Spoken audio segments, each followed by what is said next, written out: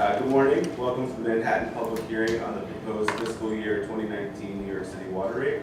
My name is Michael Deloach, and I will serve as the hearing officer for today's meeting. I'd like to take just a minute to give a brief overview of this morning's process. First, I'd like to thank Spector Hall for hosting us this morning. Second, please note that we place certain documents into the official record maintained by the Water Board, including the notice designating me as the hearing officer, a copy of the public notices listing this hearing and an affidavit of publication of such notices, the draft of the proposed water and wastewater rate schedule, the public information booklet regarding water and wastewater rates, a copy of which is available up front, and all written statements submitted by you, the members of the public, to the Water Board. These items are marked as Exhibits 1 through 5. In just a moment, we will hear a presentation from New York City Department of Environmental Protection Commissioner Vinny Sapienza on the water rate proposal, and then we will open the meeting to hear from you, the members of the public. I would also like to acknowledge and introduce Nancy Seinflon, DEP's Deputy Commissioner for Customer Service, and Pam Millardo, Deputy Commissioner for Wastewater Treatment. Nancy and Pam and other DEP staff are on hand to answer any specific questions you may have about your account.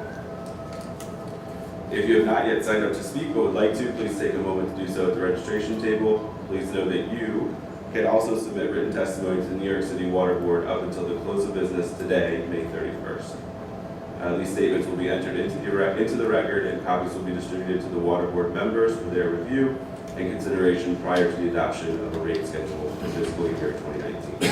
I'd like to introduce some individuals joining us today. We have Alfonso Carney, Chairman of the Water Board. Chair. Water Board members Adam Freed, Jonathan Golden, and Evelyn Fernandez. We also have New York City Water Board Executive Director Joseph Urin and Treasurer Omar Nazim. Chair Carney, do you have anything to add before we begin? Just a few words, Sure. if I may. Can you hear me? First of all, welcome to the Manhattan public hearing. It's great to have all of you here. Special welcome to the Commissioner and the two Deputy Commissioners who will join us. There's staff of the Water Finance Authority here, staff of the Water Board here. It's good to have you all, and of course the public. There are people who come to testify, and we look forward to that testimony. It's important for the public to know and for the record to reflect that this board has received a recommendation. That recommendation is one which we will consider before any vote is taken. That vote is going to be tomorrow. We will read testimony, any statements that have been left for the board to review, and we will consider requests that have been made in the testimony and the statements. It's important for you to know that no decision has been made yet on the recommendation. We will do that, and you will hear that. Those of you who attend tomorrow will hear that. Thank you all very much for coming. Thanks so much, Chair. The Water Board would now like to welcome Vinny Sapienza, Commissioner of the Department of Environmental Protection, to give a brief overview of the presentation. Thank you, Michael. Chair Carney, board members and board officers, and guests, thank you for attending today. So I'm just basically going to go through a presentation to explain the funding needs that we project for fiscal 19 and the reason for the proposed increase in rates. So just as a quick overview, DEP is the water and sewer utility for New York City. The funding that we collect through water bills was primarily for providing about 1 billion gallons a day of water to all residents in New York City, as well as to dozens of upstate municipalities, and to provide wastewater treatment services. We have 14 plants that treat your wastewater, about 1.2 billion gallons a day. I just want to point out on your way in, or you can collect it on your way out, we recently published our 2017 New York City Drinking Water Quality Report, and I think all the investments that we've made over the decades really have been so fruitful. By most accounts, New York City has some of the best drinking water in the world, and we regularly test it for a variety of parameters. And we're always well in compliance with federal and state standards and win awards for drinking water quality. So the investments that we've made have certainly been as well as the investments that we've made on wastewater treatment. Just a couple of graphics, and we think this really tells the story. Back 30 years ago, many of our waterways were, by many measures, open sewers. This is just a rendering of the bacteria levels in the waterways. And if you look at 1985, the Hudson River, again, had very high bacteria counts. And, the investments that we made today show that the waterways surrounding New York City are cleaner than they've been in 30 years, cleaner than they've been in more than 100 years. We still have a few challenges. You know, if you look at some of these narrow tributaries, man-made tributaries in many respects, there are still some challenges there that are part of our capital program. So just a little bit of an overview now on operations and maintenance, the expense portion of our budget. Morning. Board member Arlene Schiller joining us. Sorry.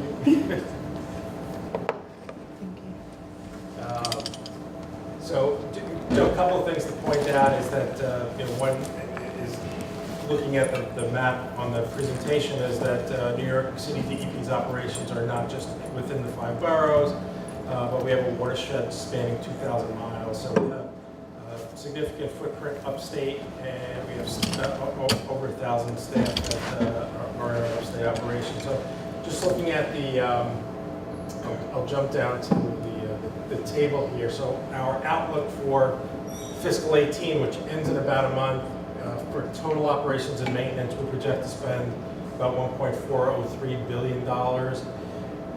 The preliminary projected outlook for fiscal 19, we're at $1.467 billion. So you can see the increase there of about $64 million. Jumping over to the capital side, here's just a pie chart of our 10-year capital plan. It's $19.1 billion is the plan, and just where is the money projected to go to. Water main and sewer construction, just making sure that our water mains and sewers are kept in good repair and replaced as necessary. Southeast Queens, we project to spend about $1.7 billion. A good part of those territories in Southeast Queens never had storm sewers built, and we have a significant effort to do that over the next 10 years and relieve a lot of chronic flooding that has gone on there for a very long time. State of good repairs, primarily our wastewater treatment plants, again, just making sure that all the equipment there continues to perform so that we meet all required standards.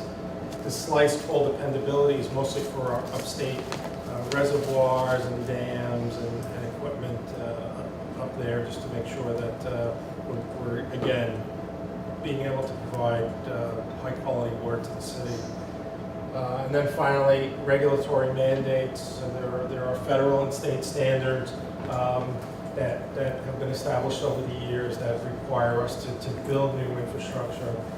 We've got about $4.1 billion in the 10-year capital plan to do that. So just some of the larger projects that are now underway, I just want to touch on those. One is the repair of the Delaware Aqueduct. So the Delaware Aqueduct was built in the 1940s. It's this blue line here, and on the map you can see it's here. But in the area where the Delaware Aqueduct goes underneath the Hudson River, a leak had developed a couple of decades ago.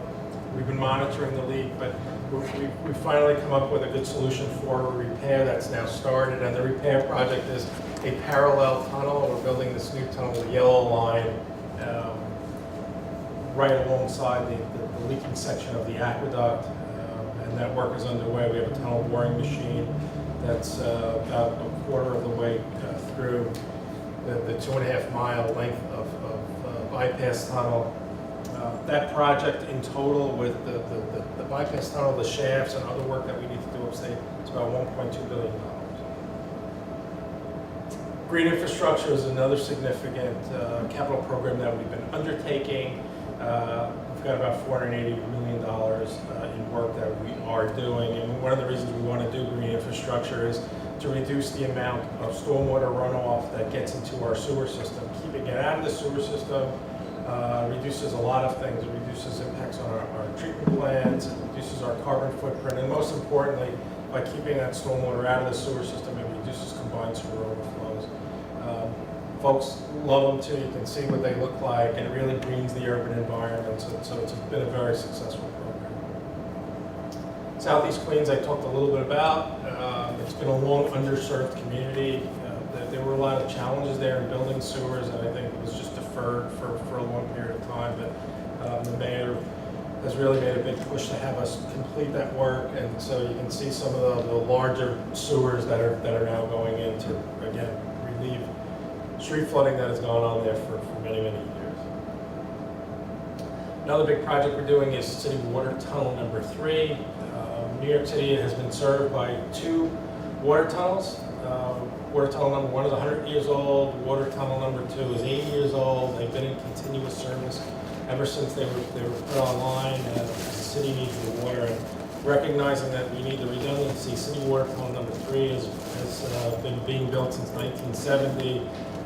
It's been completed into Manhattan and the Bronx, and we've got $660 million in our capital plan to finish the Brooklyn-Queens leg. It also connects Staten Island. And that'll complete City Water Tunnel number 3 to again provide that redundancy so that we can go take a look at City Water Tunnel number 1 and 2 and do any maintenance that's needed. Long-term control plans, these relate to combined sewer overflows, and New York City is primarily a combined sewer system where there's just one sewer pipe beneath most streets that takes both sanitary sewage from buildings and storm runoff when it rains, and the system can exceed capacity during heavy storms, and that necessitates the release of untreated wastewater. And I mentioned on that map that was showing water quality earlier, while most of the harbor is nice and blue and it meets all bathing standards, there are some tributaries where these overflows can impact water quality, and so we've got $1.9 billion in the plan to address those areas. Just some borough-specific work that we're doing in Manhattan. So primarily the North River wastewater treatment plant. It's up on the west side of Manhattan between 135th Street and 145th Street. We've got a couple projects there. One is structural improvements. The plant started being built in the 1970s, and so we recognize that there's some work that needs to be done there just to tighten things up as things have aged. You can see there's some underdeck work, roof deck work. It's mostly concrete and steel work that we're doing there. But the other project is the cogeneration and electrification. The plant, when it was originally built, had diesel-powered internal combustion engines that drove pumps and other equipment. And those systems, not only are they reaching the end of their useful life, but they were 1980s technology, and the emissions aren't meeting current standards. So this is $46 million in additional money to about $200 million that we've already authorized, and we're putting in new modern equipment. Customer service and operations, we've got about $30 million in our budget, just a couple of things, to put in a new billing system. I guess our current billing system, as Nancy Seinfeld will tell you, is really obsolete at this point, and it's really inflexible in some of the things that we may want to do and to provide customer services. So we're doing that, but despite having that old system, we think Nancy and her team have done a great job in doing other things like reducing call waiting time, and when folks call in to under a minute, number of estimated bills is down to only 3%. And we were recognized last year with the J.D. Power Award for customer satisfaction #1 in the Northeast, so it was really good.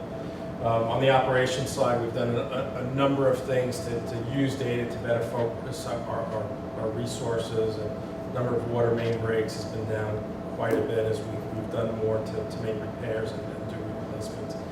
Complaints about street flooding due to clogged catch basins is down a lot. So we've really made significant progress in some of those areas.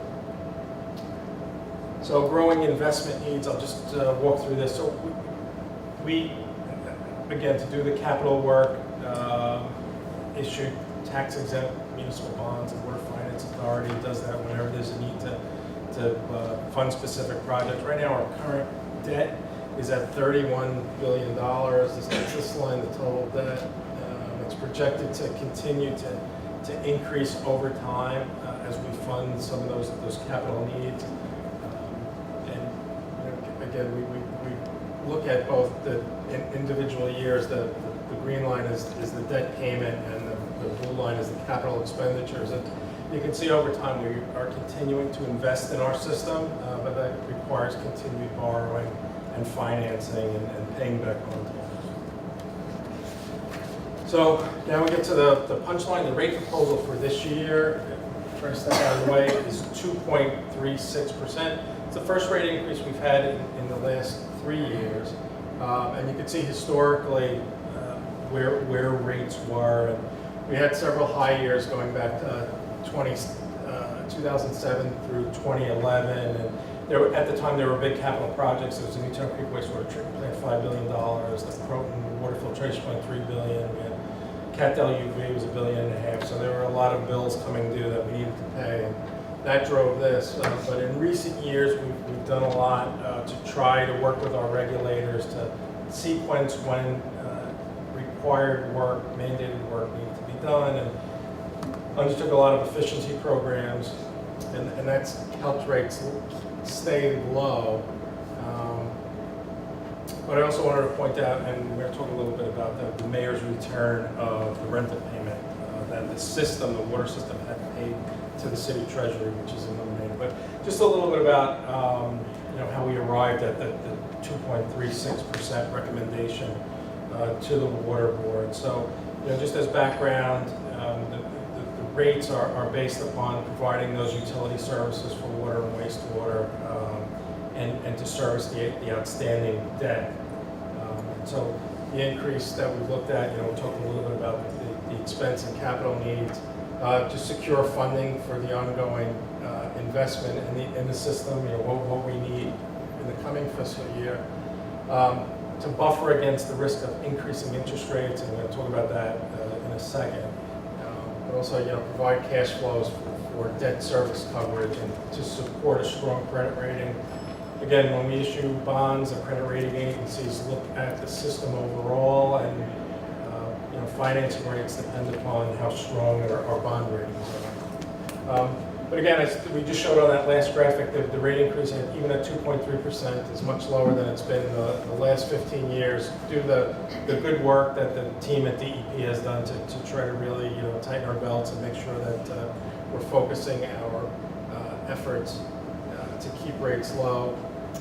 But the other thing, the mayor eliminated a couple of years ago the rental payment from the system, and this was just from the 1980s. It was the way the law was written at the time for municipal financing agreement that the water system would pay a rental payment to the city, and that actually affected rates over time. The mayor, even when he was running for office, saw that as really a backdoor tax from water rates going into the city treasury, and he eliminated that. And that's really what's helping to keep rates low. We are concerned, I mentioned a little bit earlier about the changing interest rate environment. So we've been fortunate in the last many years to have low interest rates on our water bonds, but a little bit of a concern. These are just the treasury rates, and this is the 30, the 10, and the 5, and they were all kind of trending a little bit higher. And just the concern going forward is, are we going to be as Municipal Finance Authority paying higher rates on bonds? So we just want to keep that in mind as we look at rates for this year and going forward. One of the things that we are proposing to continue to do is a focus on affordability. So while we are proposing to increase the rate by 2.36%, we recognize that there are some property owners who even that is a challenge. So some of these things we've done in past years, and we propose to do it this year as well for fiscal 19, is the homeowner assistance credit. So for low-income property owners, who, primarily seniors and the disabled. We propose to issue a $115 bill credit, as we've done in the past. The multifamily assistance credit, and again, past years we've done where landlords agree to enter into an affordability agreement and a conservation agreement with us. We will give a $250 per apartment unit credit. We've capped this at 40,000 apartment units, so about $10 million in expenditures for this year as proposed. The minimum charge, so for property owners who are using approximately less than 94 gallons a day of water, so if you're one or two people in a home, you'll see a 0% increase, the 5th consecutive year that we've maintained the minimum charge at 49 cents a day.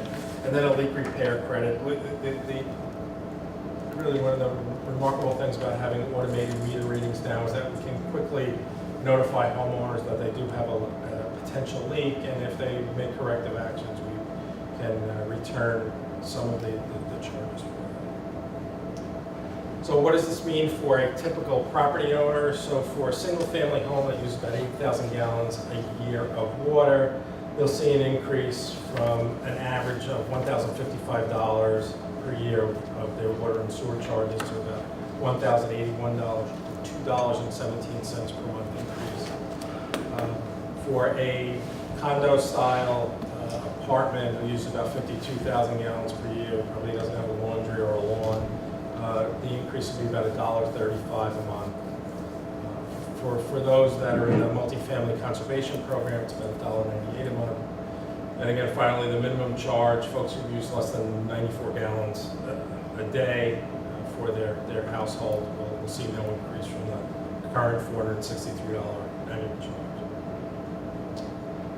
So again, just a quick mention again, for folks who are either in small households or really doing a good job conserving water, the 5th consecutive year that they'll pay the same amount. So, there are a large number of households that meet this criteria, and for the 5th year in a row, they'll see that. We like to show this graphic. We say, while water and sewer rates we're proposing to increase this year, it's one of the few things in New York City that you pay less than the national average. And I think everybody knows housing costs are double what most folks in the rest of the country pay. Even utilities, gas and electric, we pay almost double in New York City what others pay. But for water and sewer rates, we're actually below the average of the 30 largest municipalities in the country. As we've kept rates relatively flat over the last few years, we had two years of zeros, and now proposing this year 2.36. We're almost 10% below the national average. So this is just where New York City is versus the 30 largest municipalities in the country. And you can see over time we were about the national average in 2013 and 14, but as we've kept our rates, again, relatively flat over the last few years, we're projecting that towards the end of this year we'll be about 10% below the national average. And this is just where some of the municipalities are. And, San Francisco and Atlanta, their average property owners are paying about $2,000 a year in water and sewer rates. And here's New York City, we're just, again, as we showed before, a little over $1,000. Okay, so this is the preliminary financial outlook. I mentioned earlier about operations and maintenance going up by about $64 million. We project from fiscal 18 to fiscal 19. Debt service, which most of our budget goes to, is paying for those capital projects. We projected going from 2.162 billion to 2.225 billion. There are other needs for funding the systems, but in total, it looks like fiscal 18, again, which ends a month from today, we're going to have spent about 3.672 billion, and the projection of spending for fiscal 19 is 3.802, and that's how we came up with the rationale for the 2.36%. So, I don't know, Nancy, you want to do this piece about the letters of authorization in your area of expertise. So I guess as many people might know, letter of authorization comes up every year. It needed to be renewed. And we found that to be overly burdensome. So we're changing that to every 2 years to renew that LOA, unless there's a change before that you let us know about. That's basically what that's about. And now we're not having to put this out. And then we made a change, not a big change to title reach. Right now today, if you want a title read, which means you're selling your property, and at closing, you want to make sure that your water bill is squared away, because your water bill stays with the building. So if you don't resolve that at your closing, and they're the outstanding bill on that property, and now you're the new owner, good luck to you, you own that bill. So you should be calling in ahead of time to get a title read. If you were to read our rate schedule right now, it would say come into the borough office and do all of these arduous, archaic things, which we don't make you do today. So we just changed our rate schedule to say, yes, you can call in, yes, you can ask for the title read, and this is how it works. We will also now send a letter when people don't call in time to get that title read, but they still need to have a letter to say what the reading was. We'll now issue a new letter. And that's basically on the off cycle where we didn't reconcile it. That's again, a lot of cleanup in that rate schedule to be more flexible for our customers. So again, this is just a recap of what rates have looked like over the last 15 years or so. And again, the proposal for fiscal 19 is 2.36%. Turn it back over to our hearing officer.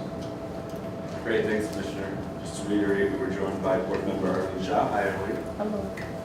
We're now going to open up the floor for comments from the public. Again, if you'd like to speak, you can still sign up at the front table. We'd ask that people keep their comments to 5 minutes so that we can get everybody heard. I'd like to call our first speaker, Ronald Fields. Please come on up.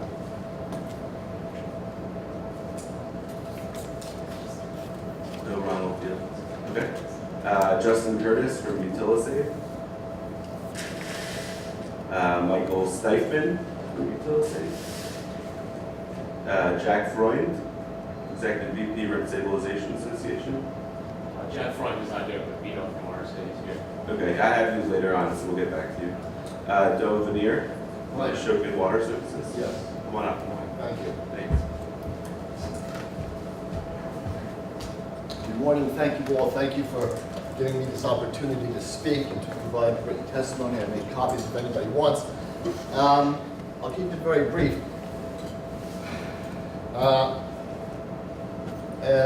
My name is Del Viner. I work for Shokin Services. We are a water bill auditing company. We work in water conservation as well. We are, amongst other things, a consumer protective type company, and naturally we read the proposed changes to the rate schedule, and we had some concerns and thought we'd raise them. They actually, two of them pertain to matters that the Deputy Commissioner just spoke of.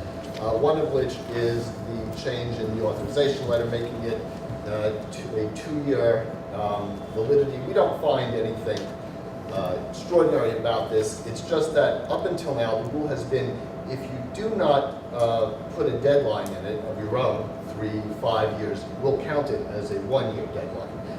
The change is there's no 1-year deadline, there's no 5-year deadline, they're all going to be a 2-year deadline. Now, a 2-year deadline, the 2-year expiration date for your authorization letter really shouldn't be a big deal.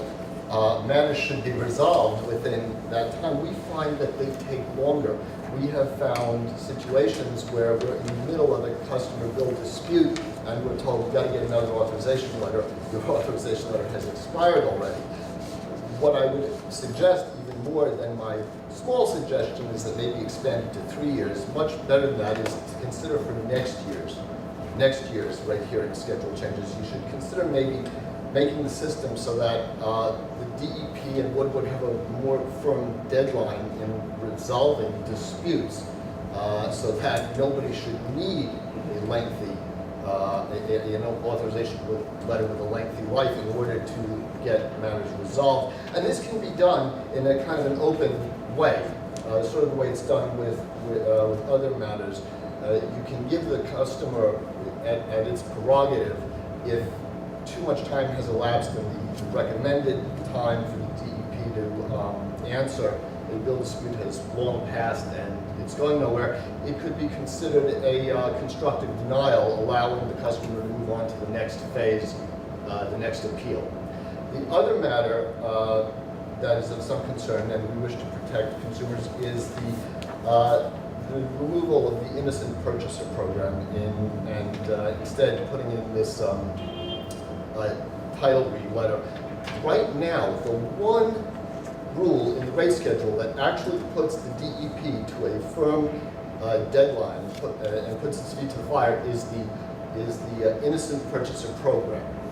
That program, as written, enables a buyer to make a request for reconciliation or final read at least 30 days prior to the closing, and if the DEP fails to act until after the closing, the buyer is protected from getting a large retro bill that really belongs to the previous owner. That's the way it reads now, and that's the way it works now. I read the proposed change, and under the proposed change, no such protection exists. DEP doesn't have to act immediately.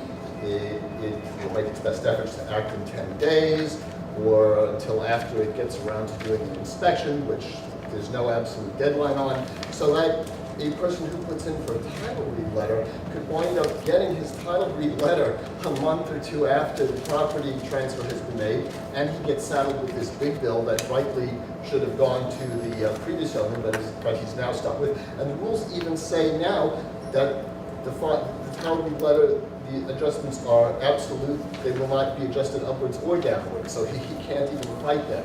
So we think this new rule fails to protect buyers the way the old rule does, and we would strongly suggest that you not go with it. Maybe for next year come up with, if you want to streamline the process, if you feel language needs changing, there might be other things you can do. But the current change is a complete change. It doesn't afford the buyer any protection. It doesn't require that the DEP adjust the account prior to the closing, or else be stuck not being able to enforce those charges, which is what the current rule says. It's a night and day difference.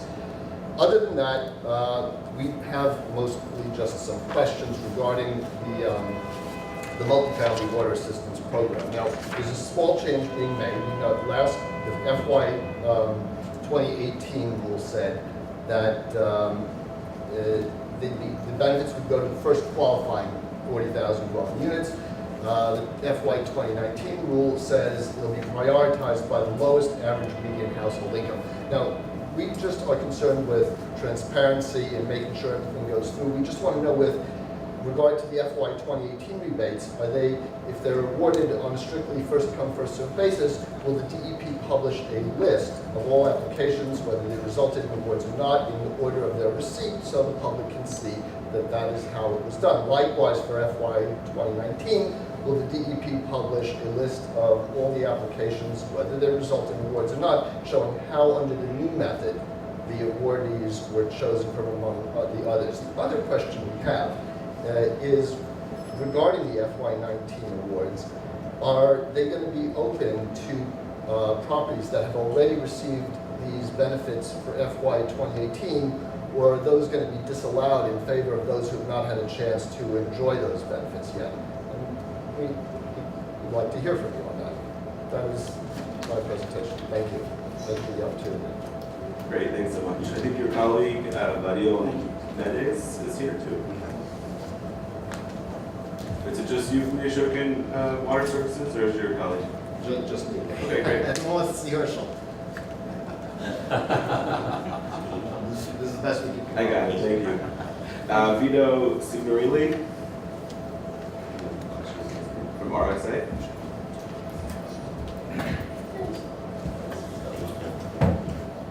Good morning, ladies and gentlemen, members of the board.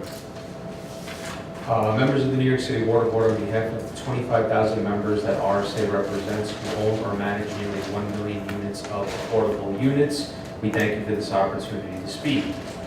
We commend this board for determining earlier this year that rate increases were not necessary as a result of the elimination of the rental payment to the city, as well as cost savings realized by DEP.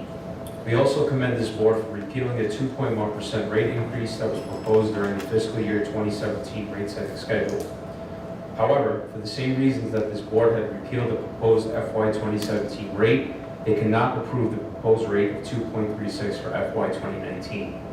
According to DEP, during the FY 2018 rate setting schedule, the, and I quote, system is in strong financial condition with nearly 1.1 billion in cash savings expected to come through the system through fiscal year 2021 as a result of the elimination of the rental payment.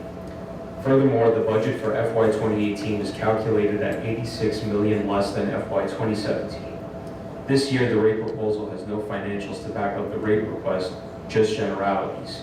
It was acknowledged by Bill de Blasio while running for mayor in 2013 that should the rental payment, a so-called, quote, hidden tax, be eliminated, there would never be the need for another water rate increase.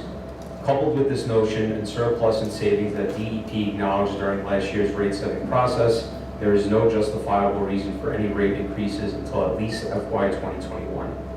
Despite these notions, DEP has proposed this year's rate increase as a result of the need to secure funding for ongoing need to invest in system assets and satisfy system objective of moderating future rate increases.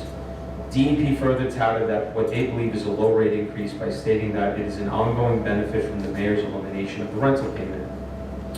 As far as RSA is concerned, this is the furthest thing from a benefit because the elimination of the rental payment should not in any way result in a rent increase, no matter how minimal it is. Despite a lower than average increase in the last 15 years, any rate increase proposal cannot be tolerated considering the surplus in funds that the system has. RSA has urged this board today to disregard the proposal from DEP and consider the burden that additional water rate increases will have on the city's rent-stabilized property owners. Since Mayor de Blasio has taken office, water rates have increased nearly 12% despite 2 years of no rate increases. During that same time, the City Rent Guidelines Board has placed a stranglehold on rent-stabilized building owners, increasing rents an abysmal 2.25%, while water rates, property taxes, and other building operating costs have increased astronomically. We encourage the board to, at a minimum, consider no less than a third consecutive rate freeze for FY 2019. The strong financial state that the system is in as a result of the elimination of the rental payment has put this board in a position to do so. After years of record high water rate increases under the Bloomberg administration, with rate increases that have continued under the de Blasio administration, it is welcomed and necessary that this board considers the continuation of rate freezes that will ease the burden of not only Class 2 rental property owners, but all water rate payers throughout the city. On behalf of the members of the RSA, we thank you for your consideration. I have copies of testimony today. Thank you. Thanks so much, Rita. We're going to call Shino Tanai-Kawa from the New York City Soil and Water Conservation District.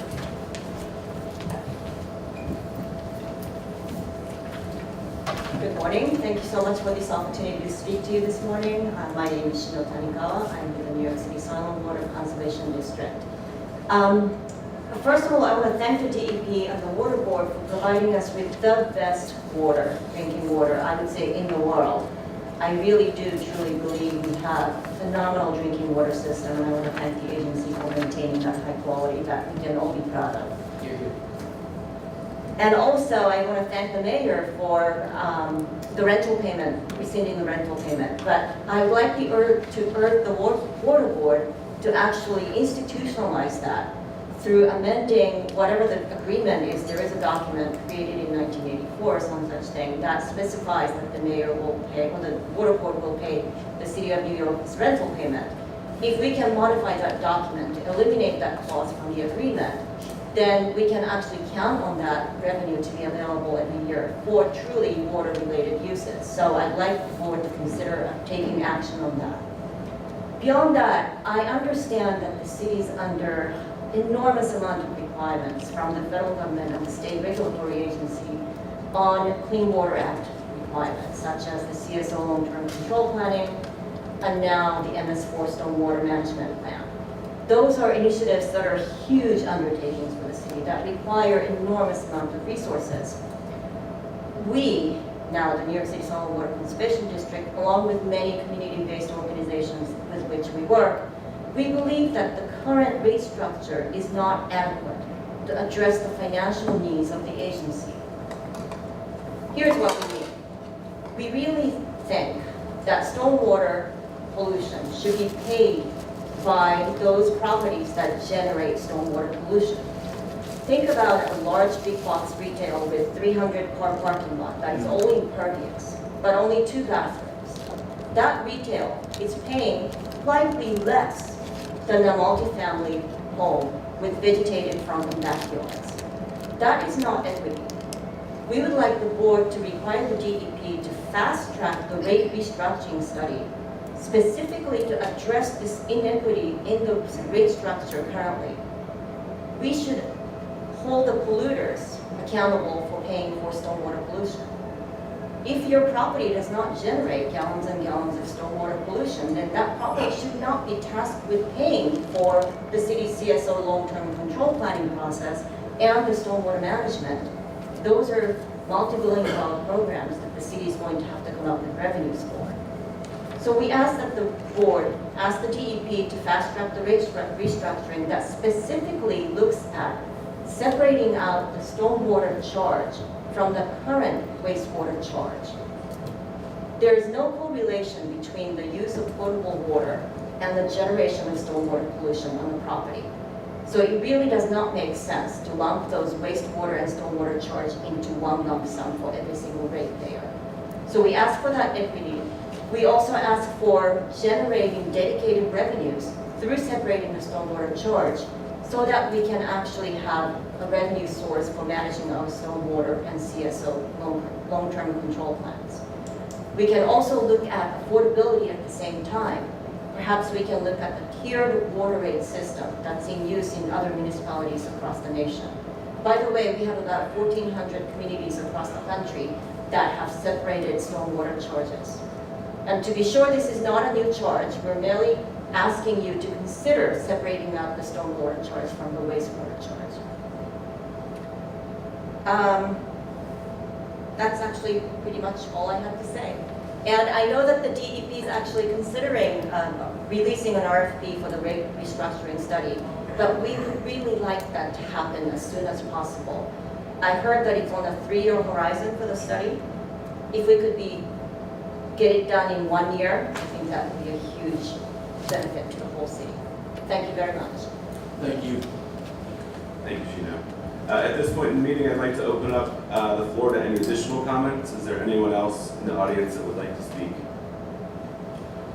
Chair, do you have anything you want to add before we conclude? Nothing, thank you. Great.